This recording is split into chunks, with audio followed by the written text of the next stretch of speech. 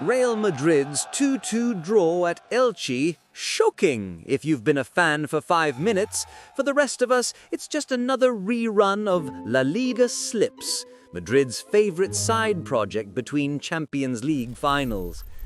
Because if there's one thing we do better than lifting trophies, it's handing out points to teams fighting relegation. Call it tradition, call it charity, call it Tuesday. So yes, Los Blancos dropped points again, Elche scored twice, and fans everywhere enjoyed the thrilling chaos, like discovering your coffee's cold and your defense is asleep. Welcome back to the White News. Strap in.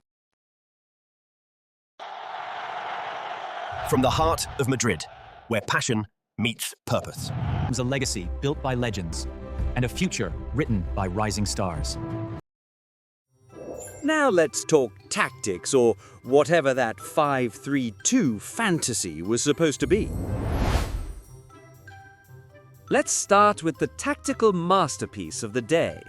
Xabi Alonso dropped what looked like a 5-3-2 variation, 3-4-1-2 in theory, but in execution, it felt more like a chaotic 4-2-2-2 experiment that left fans blinking at their screens. Trent Alexander-Arnold was camped so far into Elche's half you'd think he was playing as a right winger.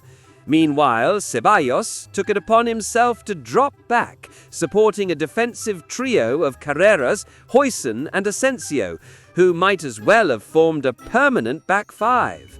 The midfield, that delightful trio of Ceballos, Bellingham and Arda Güler with zero defensive anchoring. Just vibes and open channels.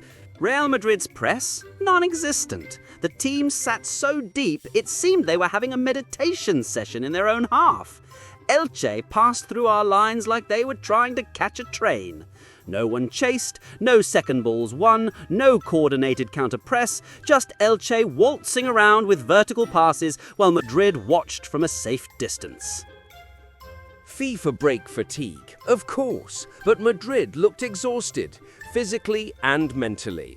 Mbappe and Bellingham were sluggish. Güler couldn't find rhythm, and the press, a distant memory. Alonso made early changes after Elche's goal, Vinicius, Camavinga, Valverde, but the system stayed broken. Fresher legs, same confusion. The 2 goals? Set pieces. Translation, solo brilliance and a touch of luck. As a team, they looked disconnected and mentally checked out, like they'd rather be anywhere else. All right, before we throw the whole team under the bus, let's acknowledge the obvious. This was a rotated squad. Alonso gave rest to his usual stars, likely saving legs for the upcoming Champions League clash. So yes, expectations were already adjusted downward. Now that we've cleared the low bar, let's talk about the glimmers in the gloom. Thibaut Courtois, the man, the myth, the immovable object. He bailed Madrid out again. Key saves, perfect positioning, and just enough heroics to prevent the match from turning into a full-blown disaster. Trent Alexander-Arnold, our fullback in theory, Real Madrid's most reliable playmaker in practice. He was everywhere, pushing forward, creating openings, whipping in crosses. Gonzalo García. And look who finally showed up, a real striker. No goals, but at least his presence added shape to the attack. Wingers actually had a target. Baby steps. So yes, there were sparks, just not enough to light a fire. In case you missed it, Elche defender Victor Chust got a red card late in the game. Surely that would give Madrid the push to grab the win, right? Wrong. It was business as usual. Madrid stared at the 10 men stared back. The final whistle blew, 2 points dropped again.